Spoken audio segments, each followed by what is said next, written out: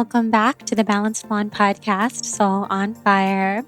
So, I was inspired to do a solo episode today, which, as I've mentioned, I'll be doing a lot more in the coming months. I'm actually going to be transitioning to releasing some twice a week episodes. So you're used to our Wednesday episodes, and soon I'll be transitioning to releasing on Mondays as well. Probably not every week at first, but every 2 weeks. So a lot of those will be solo episodes, if not all of them, the Monday episodes. So I, for one, am very excited about that.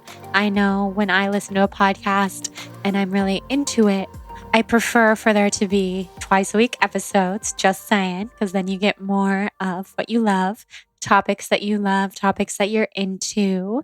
So just wanting to create that for you guys and keep holding space for all of us to live our most spiritually aligned lives. That's what this show has turned into, which is pretty cool. Thinking back to starting my blog 6 years ago as a vegan food blog and watching it evolve to this incredible community of like-minded people who are into alignment and manifesting and human design and astrology and Reiki and mediumship and aliens and being psychic and living our best lives. And also, of course, still nutrition and healthy food and food as medicine, plants as medicine, all of that good stuff. So our community is literally everything. You guys are like my best friends all over the world. So even though I'm still recovering from Lyme and I do have chronic Lyme disease, might have it for the rest of my life, but I am so determined to kick it and literally eradicate it from my body. So even though I am in the healing process, I really find it quite not like work to talk to you guys on the show and record these solo episodes when I feel inspired.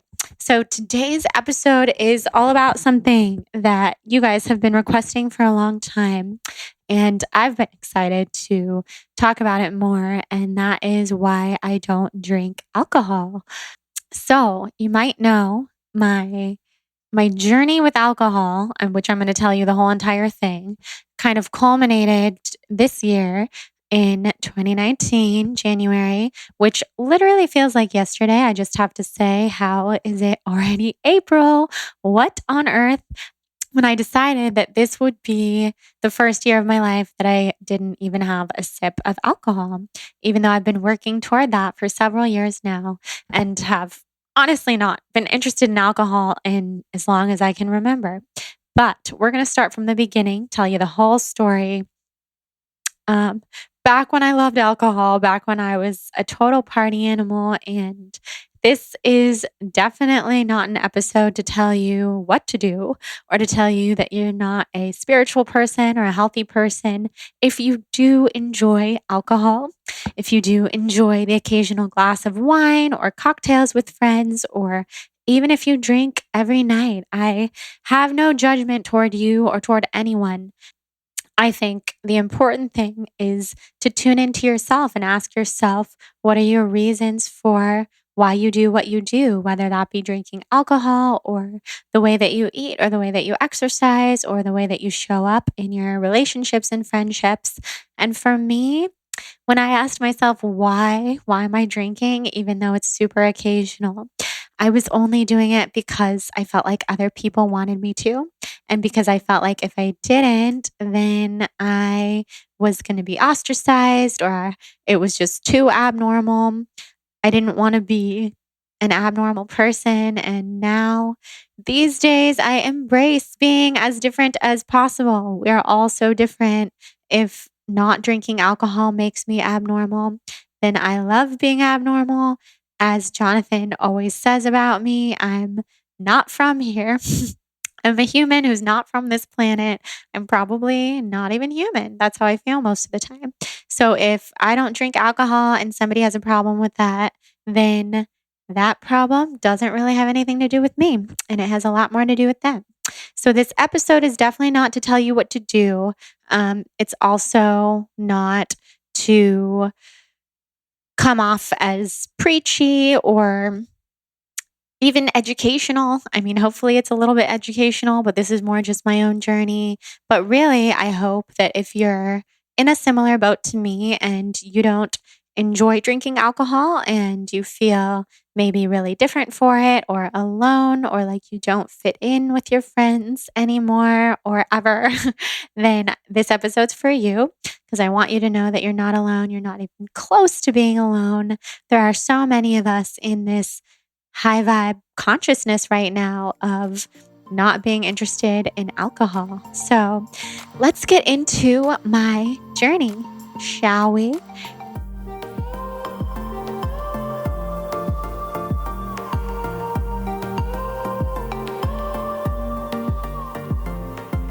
And before we fully dive into this solo episode, I wanted to take a second to thank our amazing sponsor, Four Sigmatic.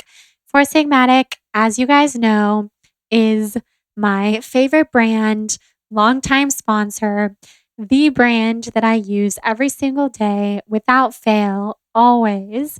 And I have so many different favorites, I don't even really know where to begin.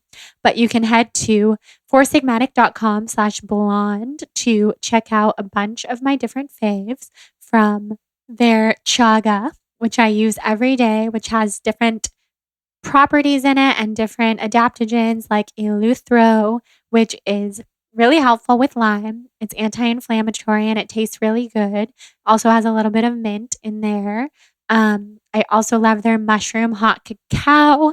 You guys know I love chocolate and I've been having a ton of mushroom hot cacao in my life lately. I'm pretty obsessed with it. Their regular mushroom coffee, which has a lot less caffeine than actual coffee. It's filled with lion's mane and chaga, and you can make it in a whole bunch of different ways. So many different options to make it delicious. I'll tell you guys my favorite morning elixir recipe of the moment is 1 packet of Four Sigmatic chaga with 1 cup of flax milk, which I've been getting from this place called Malibu Milk, which I don't know if they sell. I really don't think they sell it all over the US yet, but it's definitely sold in Whole Foods around here and Erewhon. And you can probably purchase on their site. It's really, really good. It has cinnamon in it. And I put that in my frother. And my frother you can find on my Amazon shop page, which we can put the link in the show notes. And then I blend up the chaga with 1/2 cup of hot water while my 1 cup of flax milk is frothing. Then I put a little stevia in with the chaga, sometimes a little bit of carob powder and a little bit more cinnamon. I blend it all up and then I pour in the frothed flax milk and I drink it while I meditate. And it's so delicious and cozy and just such a perfect way to start the day. It makes me feel really alert. Medicinal mushrooms are full of so many different adaptogenic properties, which work with our bodies in a natural way to bring our bodies back to homeostasis. So, if you want to learn more about Four Sigmatic, you can listen to the earlier episode that I did with Taro, the founder of the company. He's awesome. And just check them out on foursigmatic.com/blonde. Use the code blonde to get 15% off and enjoy everything. So now let's head into the solo episode. I guess we should probably go all the way back to me being 15 years old. I was in high school, living in Sacramento, doing my thing. I went to a very small school that I've talked about on the podcast a couple times before called Sacramento Country Day School. I was there for 14 years. I was a lifer. There were 42 kids in my class. So as you can imagine, it's very much like going to school with family.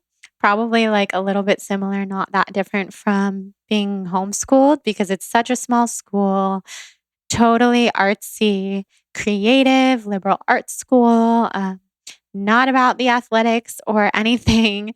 And it was perfect for me. But since the school was so small, I definitely found myself often yearning for a very, very, very rich social life outside of school because I felt really confined at my school and at Country Day. I only had a couple of friends. When we were younger, growing up, I felt like I was friends with everybody in my class and had so many friends. And then as we got into high school and a lot of my friends left Country Day, I would say a lot of like the social people, which I considered myself someone who was very social, very just wanted to be with people all the time, was really interested in growing up and like getting out of the house and expanding and being at parties, all that kind of stuff. Most of the people who were also on that wavelength left Country Day for high school for obvious reasons to go to a bigger school where there would be more people and more new experiences. But I stayed at Country Day mostly just for creative reasons. They really, it was a perfect place for me to dive deep into my writing. And I did have my best friends in the world at Country Day, Katie and Danielle, who are two of my maids of honor now. And we had a handful of friends, but let's just say we were the odd people out because of what we liked to do. What we liked to do was go out on the weekends.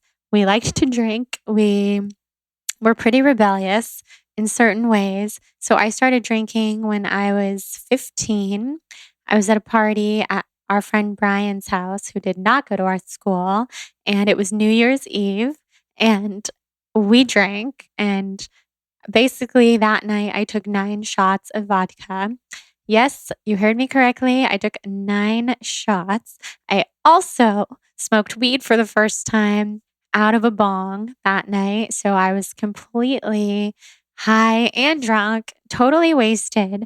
My boyfriend at the time, his name was Tommy. You guys have probably heard me talk about him if you've listened to my solo episode, episode 32. Tommy was out of town. So I was on the phone with him, basically sobbing my eyes out the whole night. I did not have a good reaction to being high and drunk, or as we called it in high school, crossfaded. It was very cool to call it crossfaded, and I was definitely crossfaded. Looking back, it's actually pretty funny. It was like me, all of my close girlfriends, the ones who went to my school and the ones who didn't, and my mom picked us up from the party, although we tried to get her to come quite a bit later. She did not. She came at our designated time, which was like 1 in the morning or 2 in the morning. I mean, we weren't even driving yet. We were that young. She came to pick us up, and all of my friends told me, sit in the back seat, because if you sit in the front seat, your mom will know that you've been drinking. So I sat in the back seat, and my mom was driving home, like 6 of us. And she said, Jordan, what are you doing? Get in the front seat. And she knew something was up. So I somersaulted into the front seat, basically kicked my mom in the head, and still thought I was in the clear, that she had no idea that I was totally, totally drunk. I just believed that I was being so under the radar, and she had no clue. So all of us are in the car. My mom has known all of us since we were in kindergarten, and everybody is completely silent. So thinking that we're being like just so mature, and she has no idea. Of course, we get home. My mom pulls me and my friend Danielle into the kitchen and says, you're drunk. And we tried to lie, which was a bad idea. Anyway, long story short, she knew we were drunk. We got in trouble. I was grounded for a month, which was the only time in my life that I was ever grounded. And I still tell my parents this to this day, that grounding me was probably not the best plan of action, because what I did to get out of the house during that time was lie and sneak out. So I did a lot of that. I would just lie in like pretty innocent ways, like say that I was at theater practice or whatever, rehearsal for our plays after school, when really I'd be going to Tommy's house and doing things like that after school. And by the time my grounding was over, I was so itching to be out and about again and be going to parties and drinking and doing all these things that I didn't think I was allowed to do. So by the time I turned 16, I had a conversation with my parents telling them that I was going to drink alcohol, whether they liked it or not, that it was part of my social life, part of being a teenager, and I didn't want to lie to them. And I wanted them to always know that I was safe. And I wanted to know that they could pick me up if I needed them to. So I asked, can we just have an open line of communication about this? And them being very progressive and open, they said, yes, that's fine. As long as you don't drink to the point of oblivion or act like a fool or do anything dangerous, then that's completely fine. So I was doing that. What my parents really didn't want me doing were drugs, which is very understandable, which I was also doing. So, yes, I had my wild years in high school. Um, I would routinely drink, like I said, 9 shots, 12 shots of either vodka. It was almost always vodka, actually. And my friends and I, we had fake IDs. We would buy fifths of vodka, like a huge, or even what's bigger than a fifth? I can't even remember now because I never drank, but a handle. Yes. We would buy handles of vodka. Our vodka of choice was flavored Smirnoff. Disgusting.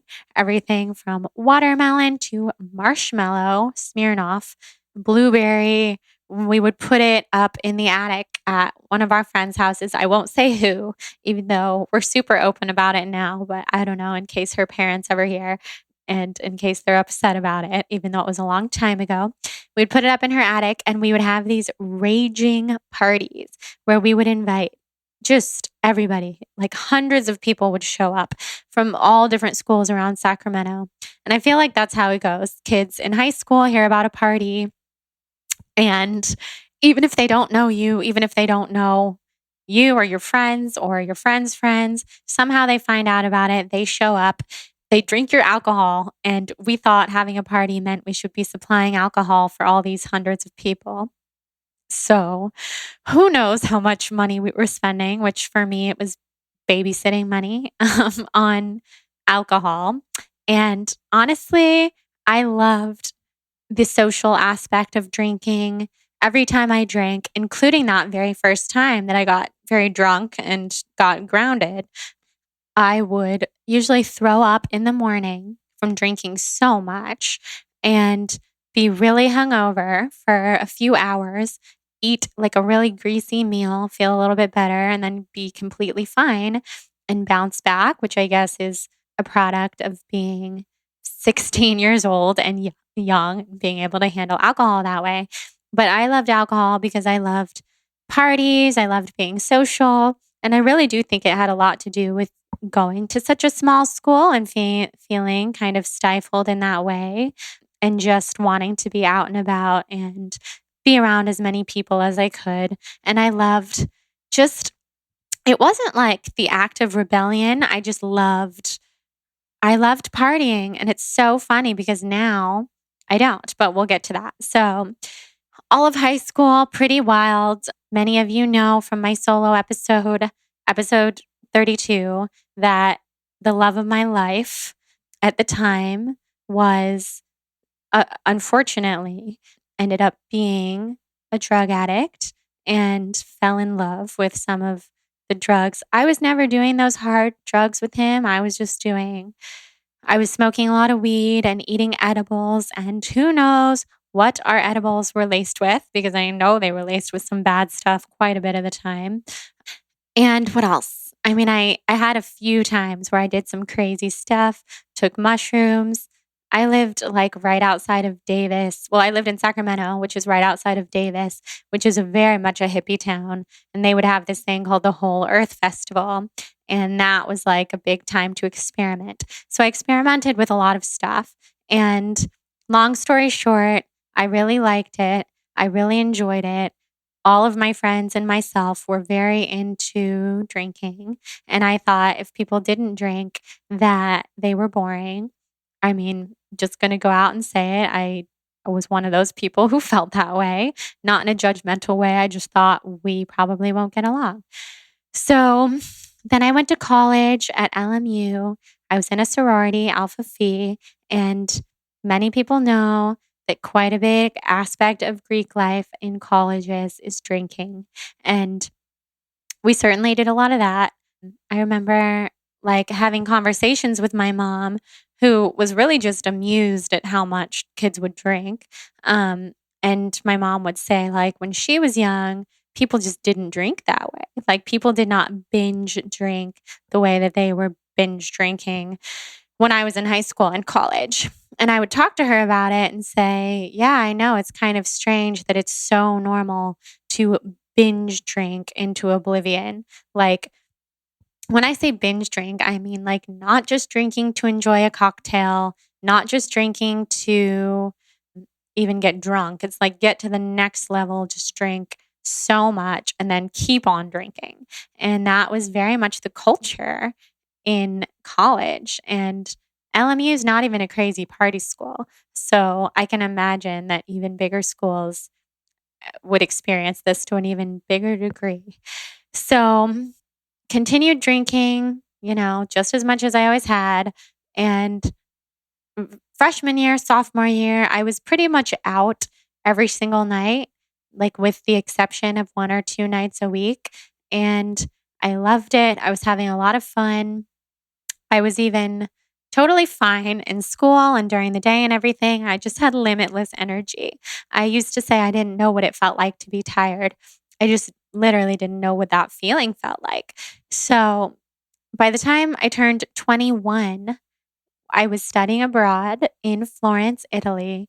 And at this time was the first time since I had first started drinking, like 6 or 7 years prior, that I all of a sudden no longer really cared about alcohol. And this was such an interesting shift. I think over time, before I turned 21, I started really disliking the taste of alcohol more and more. And gagging when I would take a shot. People would tell me, like, it was like famous amongst my friends, the Jordan shot face when I would take a shot because I would look so absolutely disgusted and on the point of on just gagging, about to throw up, that it would make someone else want to throw up. That's how deep my gag was. So I know that vodka, which was like the only type of alcohol I really drank because I hated beer. Never liked wine, never liked champagne, had a very bad experience with gin when I was in high school. And what else?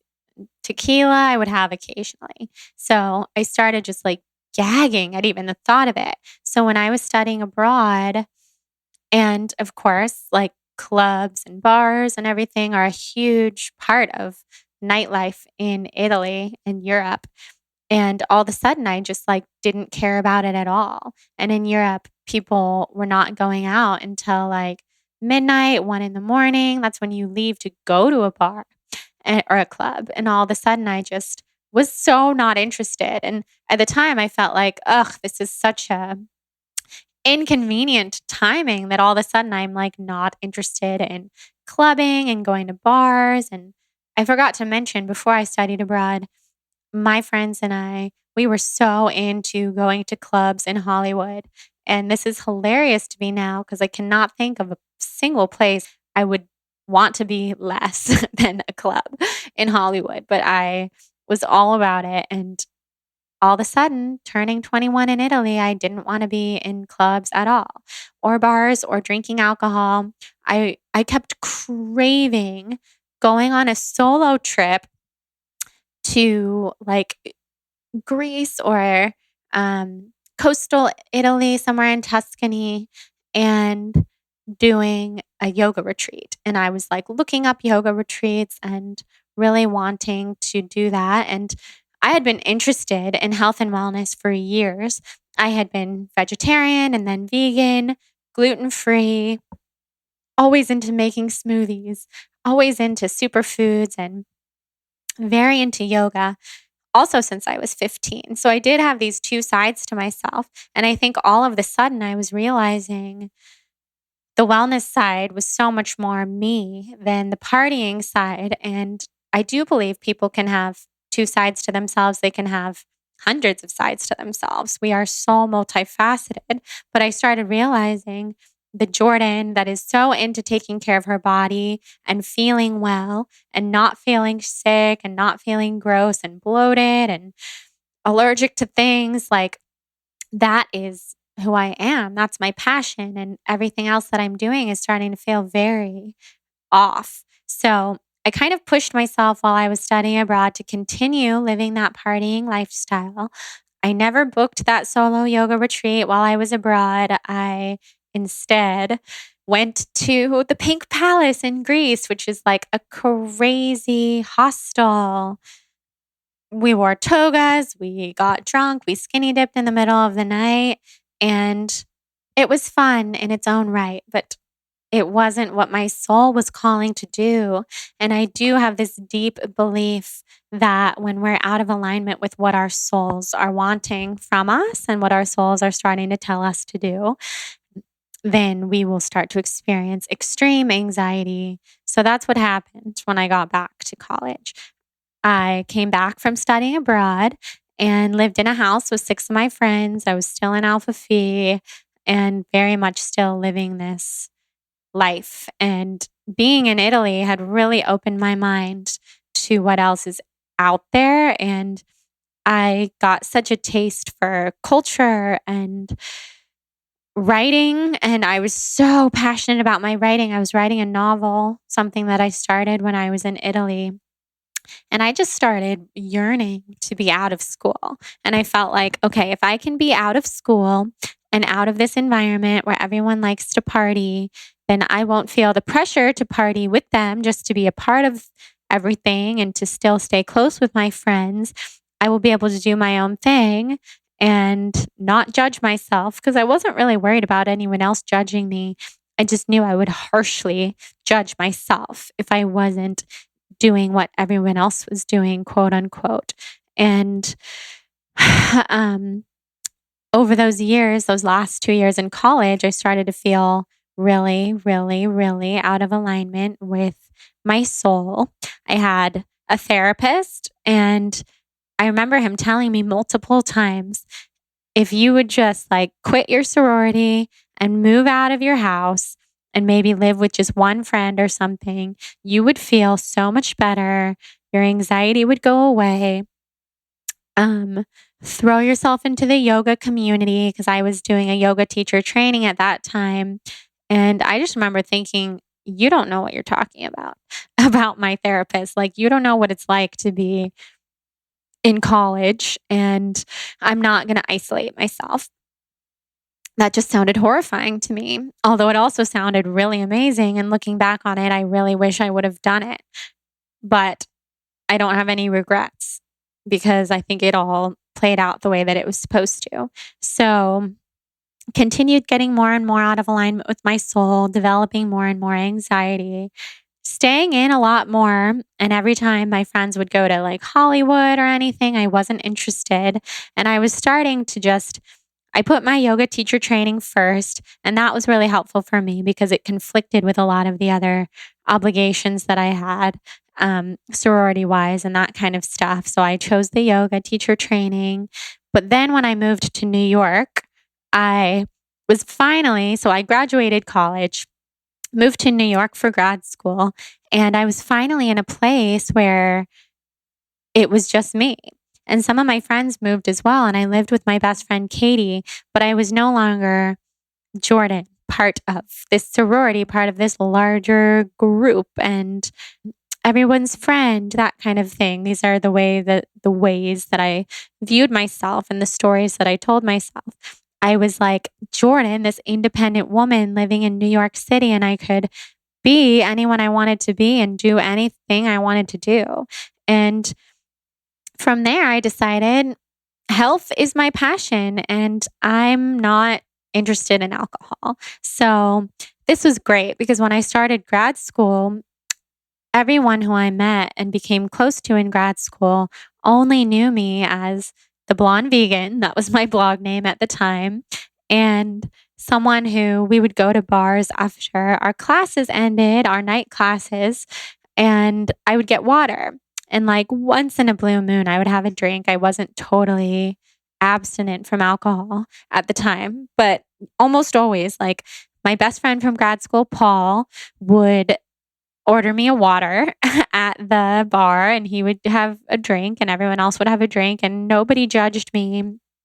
Nobody thought twice about it. In fact, I feel that it really inspired people, and especially with the culture in New York being very much go, go, go, a lot of nightlife, a lot of like pushing yourself to the brink, especially in grad school, like late nights, late mornings, not a lot of exercise, lots of writing, late night food, not your healthiest lifestyle. I think me as the blonde vegan at that time and not really drinking alcohol and eating nourishing plant foods and running cleanse programs was very inspiring to a lot of the people around me. And that's what they would tell me quite frequently. And that really helped fuel me. And that gave me so much more satisfaction and made me feel so rewarded and motivated and inspired and fulfilled versus anything I had ever felt before.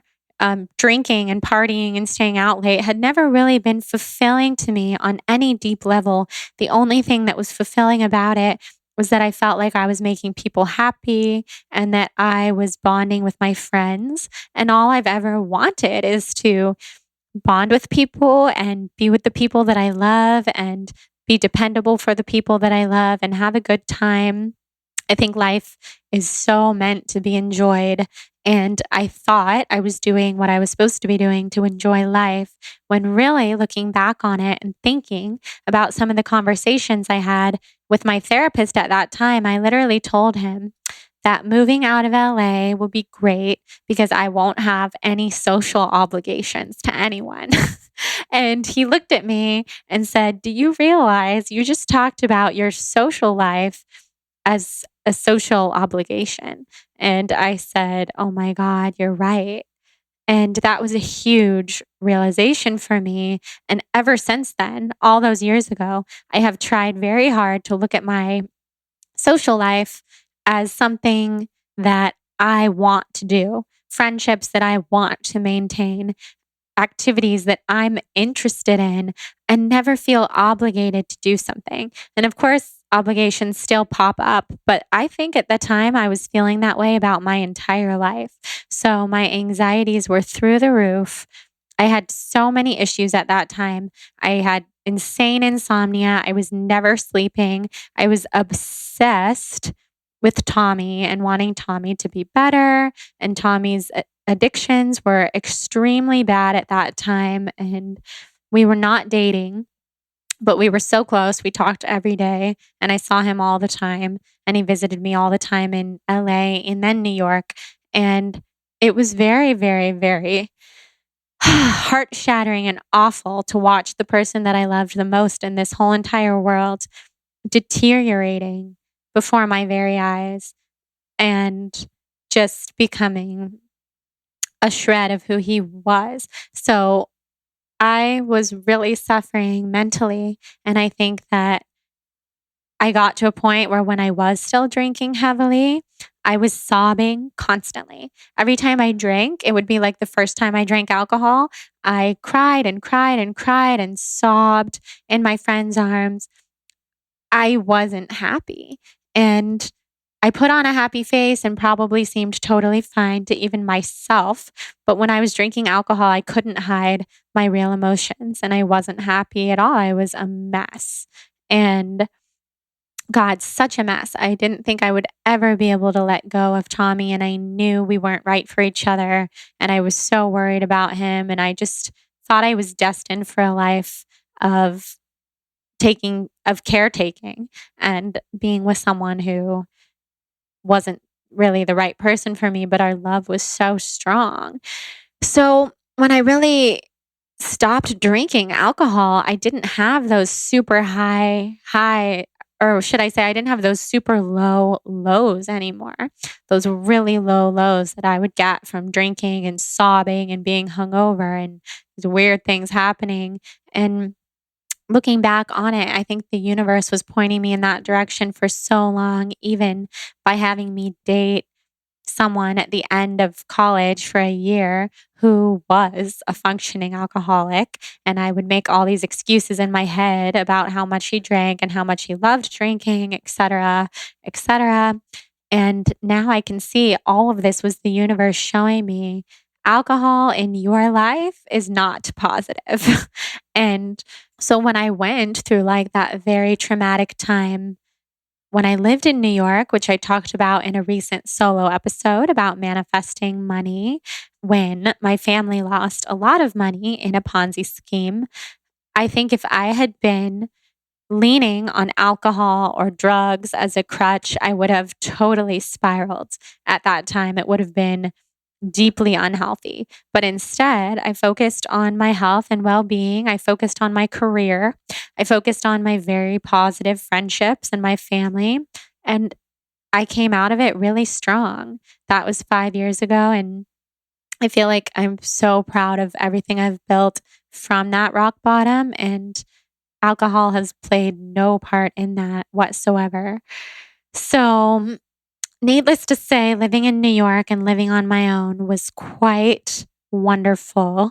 I started to have many more spiritual experiences. And that kind of brings me to the next part of the episode that I'm really excited to get into is the spiritual aspects of not drinking. So, we're going to fast forward a little because everything was kind of similar from living in New York. And then I moved back to LA and continued this life of not really drinking. I'll say that I regressed a little when I moved back to LA because I was back in the city where I went to college, and most of the people I went to college with still live here.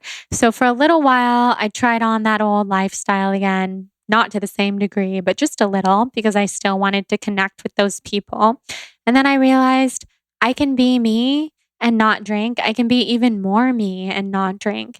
And if that is something undesirable to any of these people, then I don't really care.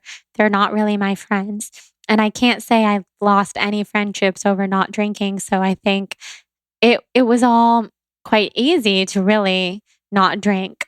Although for a period of time, I did go through that rough patch that I think a lot of people do when they go from a partying lifestyle to not drinking alcohol. And for a while, some of my friends were upset about it and would give me a lot of shit about it. And I remember like having conversations with my mom and sometimes saying like, I don't know if I'm going to continue being close with this person because they're giving me so much shit about not drinking alcohol. And I don't know why it's affecting them on a deep personal level at all. And I realize now it's because when you don't do something like that, or when you do something like eating healthy, you're holding up a mirror to the other person and maybe showing them something that they're doing in their own life that they're not so proud of, even if it's on a deep subconscious level. So I dealt with that at first, but that was still like 5 years ago when my friends and I were relatively young, younger than we are now. Now we're 28. I'm 28, really young. So people had their own reactions to it, but I stayed really strong the whole time and I didn't feel the need to defend myself. I was also having so many health issues. So fast forward to the first panchakarma I ever did at Surya Spa here in LA, an Ayurvedic treatment that involves working with an Ayurvedic doctor or practitioner. And this was really my first experience with very holistic medicine. And Marta from Surya Spa, reading my tongue, reading my pulse, looking at my body and really speaking to my body in her Ayurvedic way, and learning that my liver was totally compromised and totally taxed and totally toxic. And she told me, you would really benefit from a full panchakarma, not just a one-day treatment here. Your liver is so toxic. So I remember just feeling like, oh my God, really? I can't believe my liver is so toxic. That's crazy. And I told my good friend Jillian, my best friend Jillian, about it. And she said, well, no wonder you're not interested in drinking alcohol. Your liver's toxic. Clearly, your body's speaking to you. And at that point, everything clicked for me. And it sounds so obvious now looking back because I've gotten so into energy medicine and holistic approaches. But this was the very beginning for me. And I thought, no wonder my liver is overtaxed. Thank God I've been listening to my body all this time on a subtle level. My body's rejecting alcohol.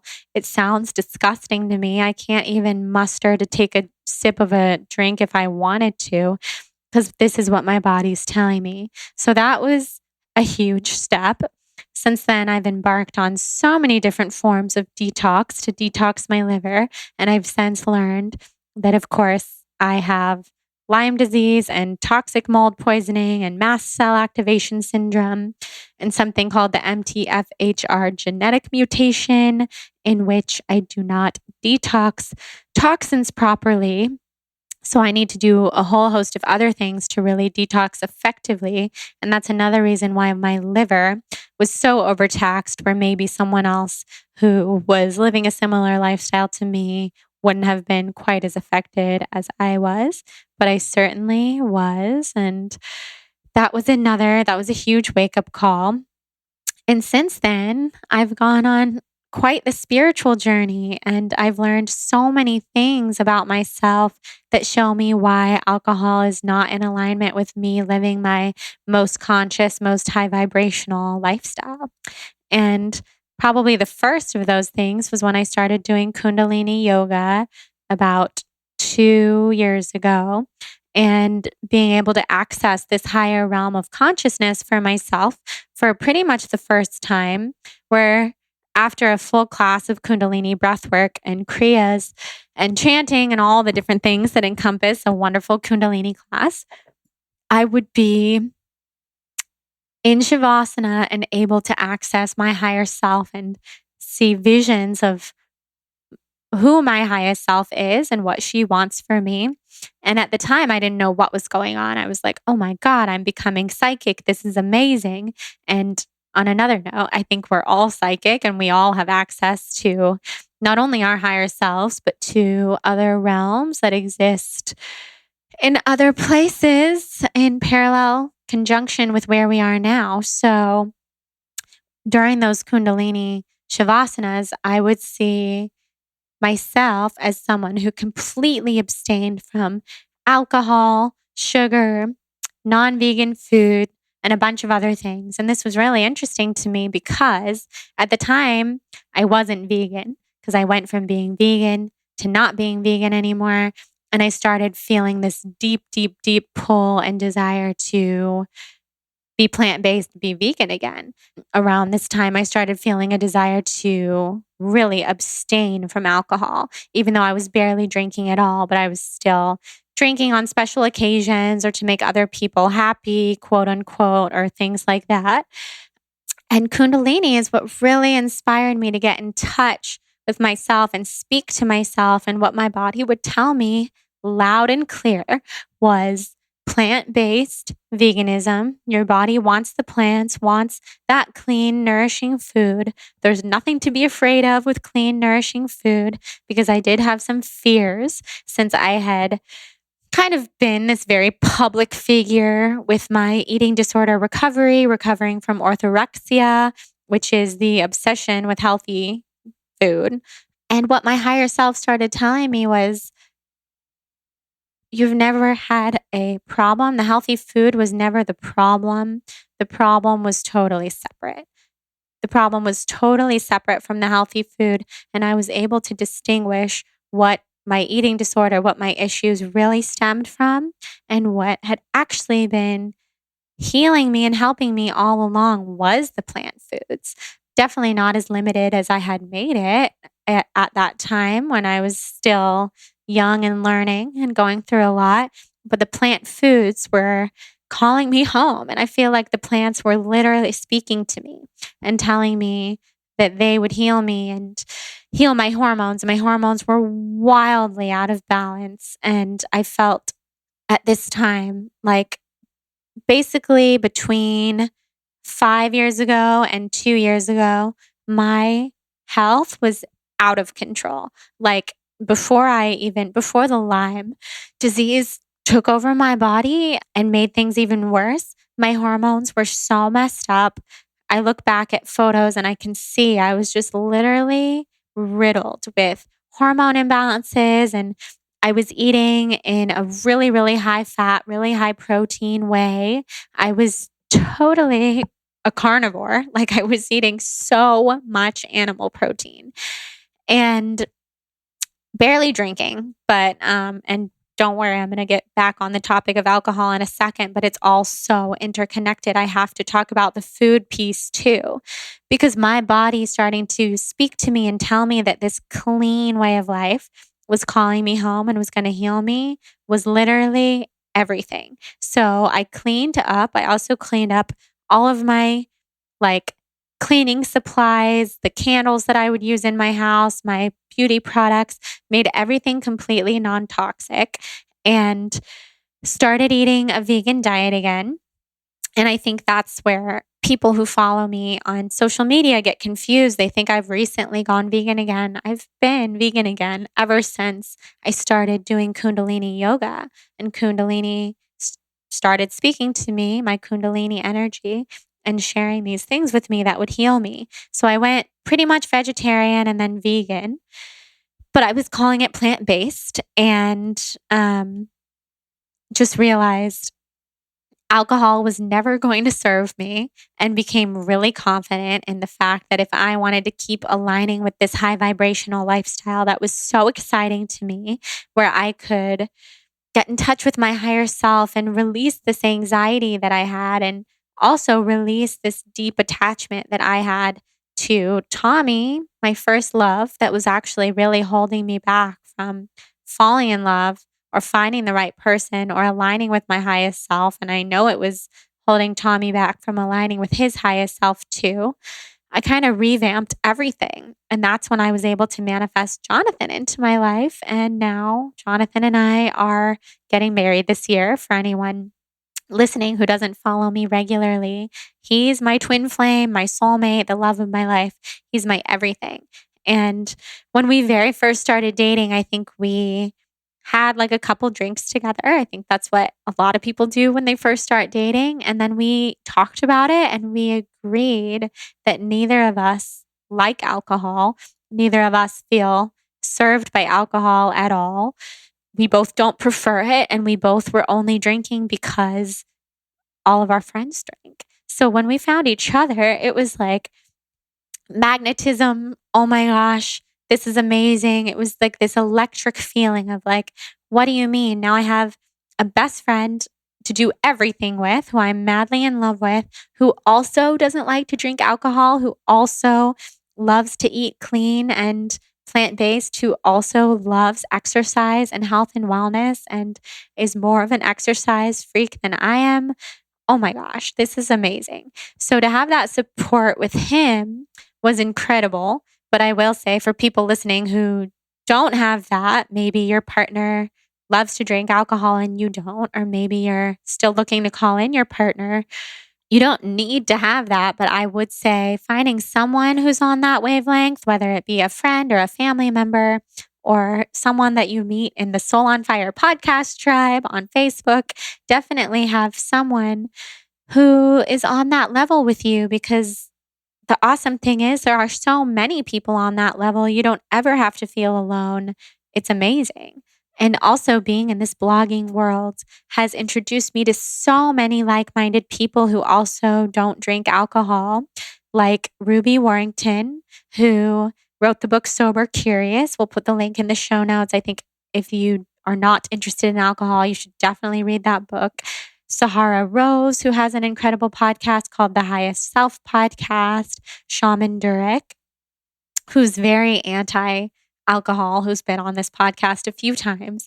Sahara, Shaman Durek, Ruby, and I were on a panel in LA like a month or two ago that Ruby put on and moderated about alcohol.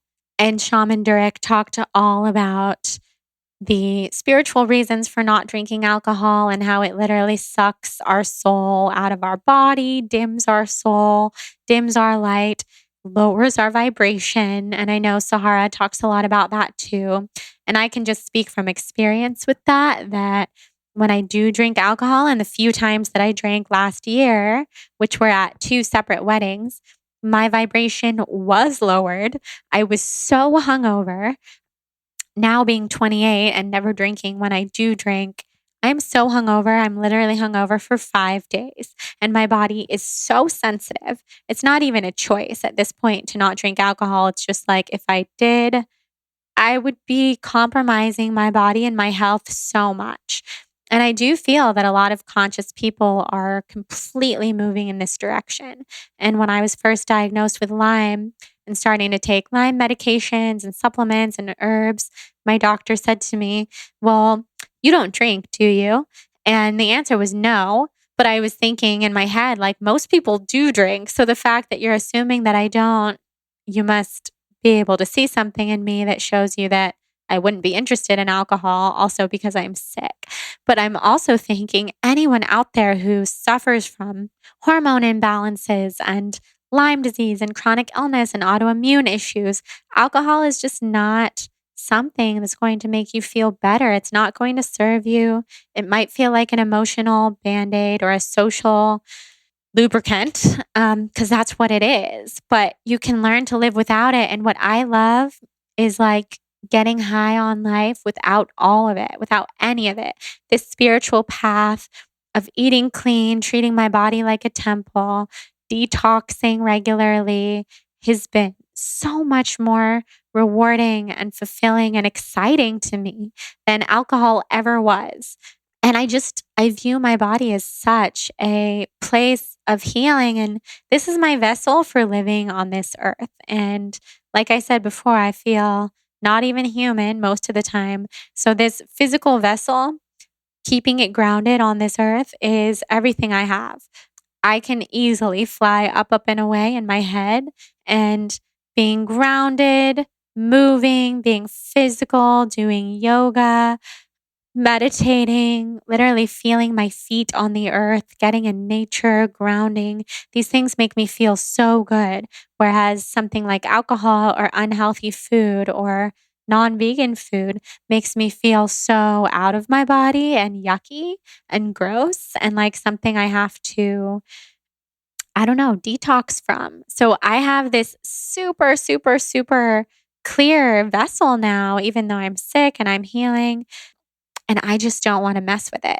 And so also learning about human design, being a reflector.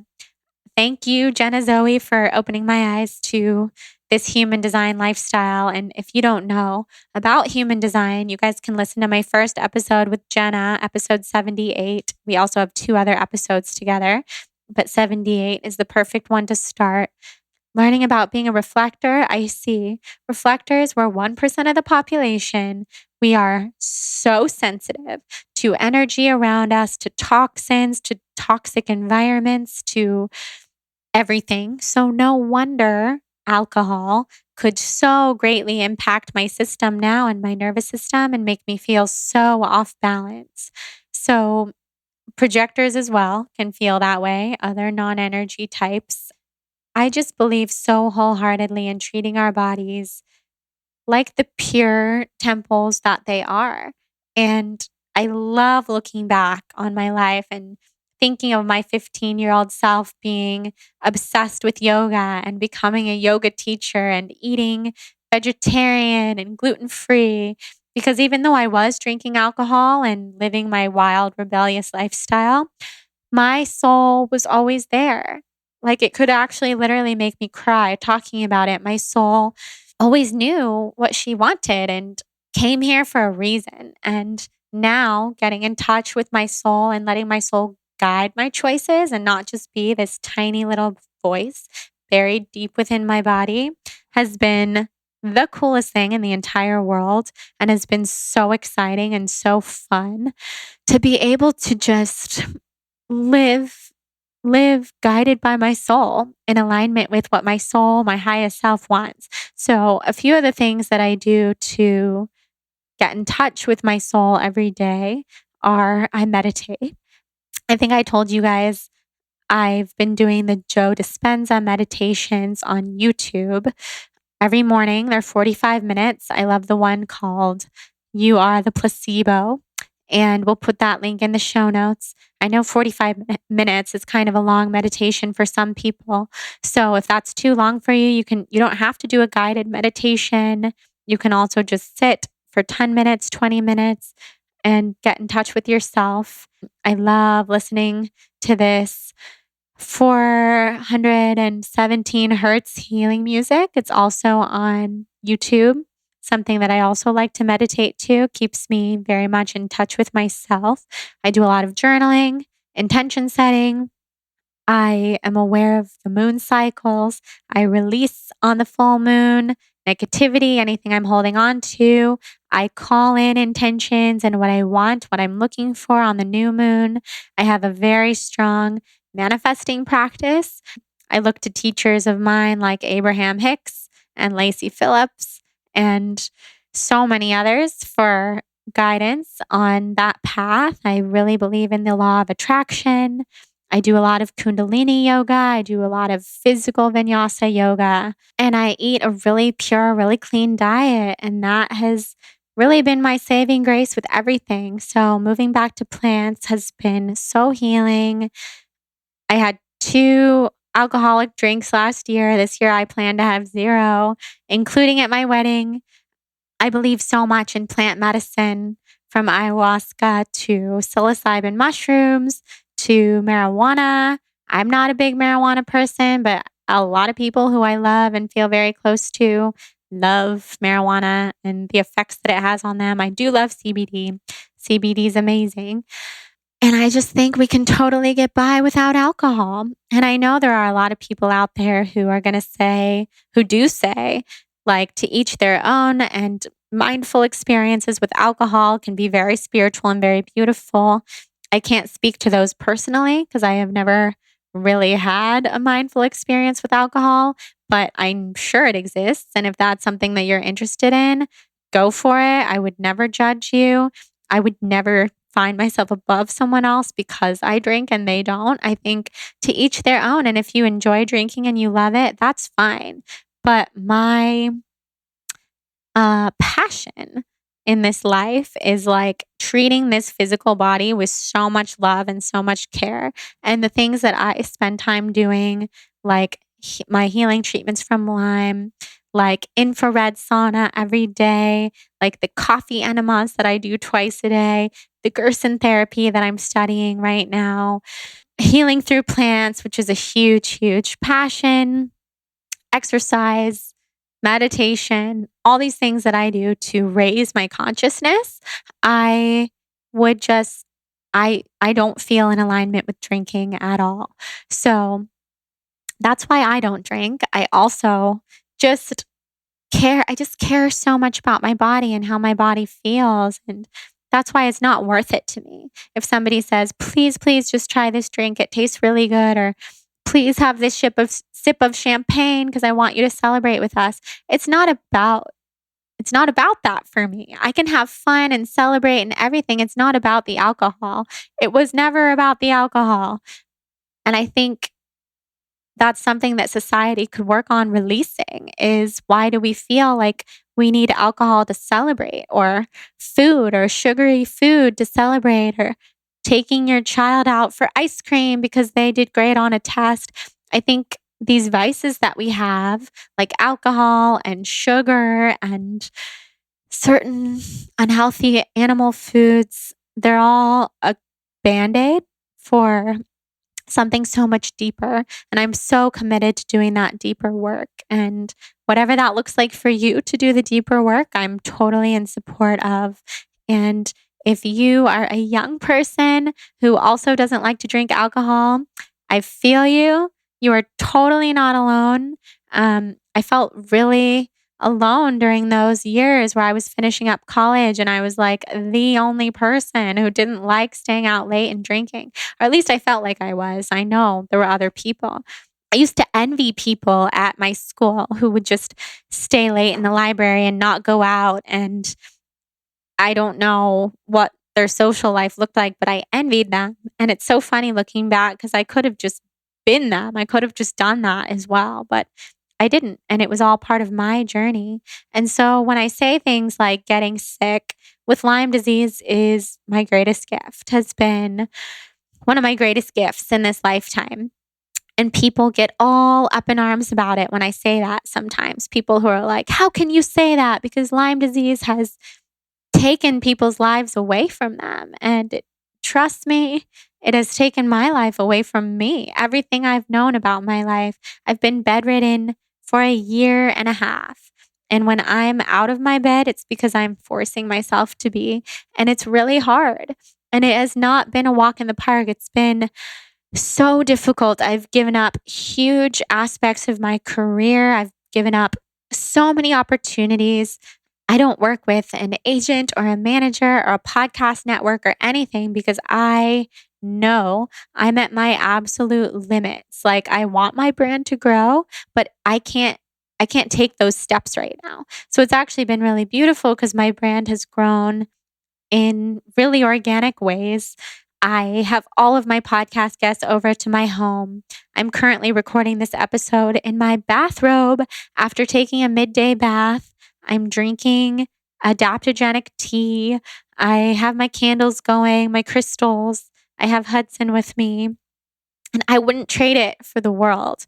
But I've had to really adjust from being a go, go, go, fast paced person who I mentioned earlier in this episode didn't know what it felt like to be tired and didn't believe in even slowing down. I didn't think I needed to becoming this totally different person affected by Lyme and chronic illness. And I might be fighting this for the rest of my life. And I certainly will be managing it for the rest of my life.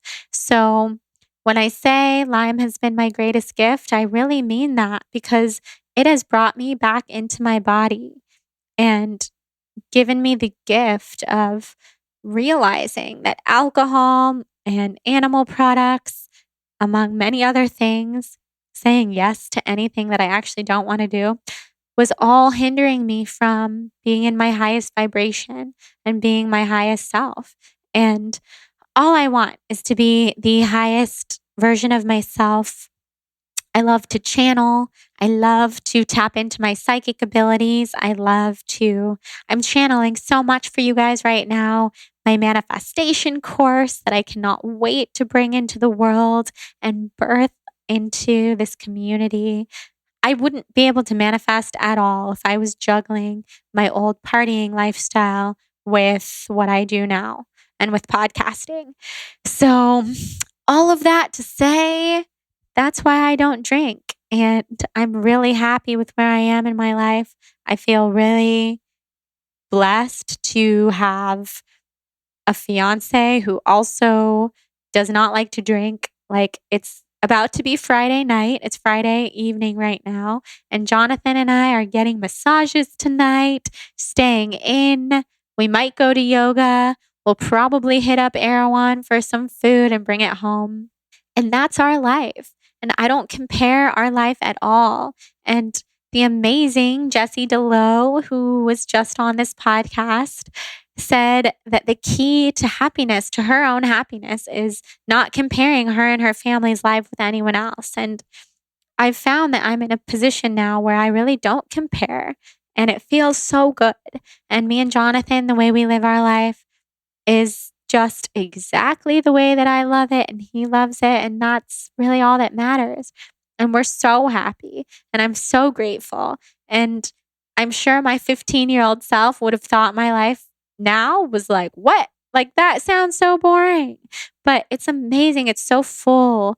I get adrenaline from running this business, doing this podcast, my blog, being in love, channeling, doing Kundalini. I get all the adrenaline I need and the energy. And the rest of it, I'm so happy to just kick back and relax and live a pretty stress-free life. Live by the beach. Drink a lot of tea. I'm not even drinking caffeine anymore. I mean, I've released a lot of my vices and it feels really good because after I stopped drinking alcohol, I started being addicted to coffee. For 2 years, I was addicted to coffee and I don't drink caffeine anymore. What I do love is taking nootropics, which is something I'll talk about soon, and adaptogens. And I just think plants and herbs and herbal remedies and tinctures and Ayurveda. There are so many ways that we can lift our energy and focus in our mood and get a lot of clarity and feel really good without putting anything toxic into our bodies. And no matter how you look at it, alcohol is a toxin. And my body cannot take any more toxins, especially after Lyme and black mold poisoning. No more toxins for me. Never gonna happen. So I'm very pleased with where I am. It's interesting. I don't know if I can say I'll never have another sip of alcohol. I know that I won't this year because that's my promise to myself. But we'll see. I think life is always changing and ebbing and flowing. Maybe in the future, when I'm totally healthy and Lyme is eradicated from my body, I could see myself in the Tuscan countryside with Jonathan, having a super romantic afternoon and maybe having a few sips of wine. I mean, maybe. I just don't know. I don't like to rule anything out, but I would say for now, abstaining from alcohol is what makes me really happy. And one other thing before I wrap up the episode, I almost forgot to mention that when I did ayahuasca in January, and by the time you guys hear this, I'll have done it again or I'll be about to do it again. When I did ayahuasca in January, I was filled with the sensation of like, I thought people all around me were holding up vodka to my nose and that I was like being forced to smell alcohol and that I was drowning in alcohol and I was gagging and throwing up and having this very intense reaction to it.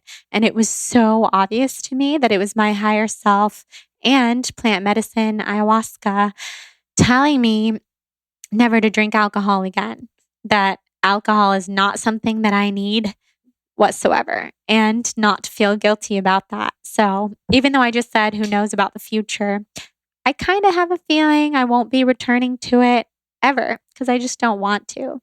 So I'm just going to keep living in the flow with that. And right now, what feels really in the flow and has for many years now is not drinking alcohol. So it's crazy that it's been 7 years of not being interested in it.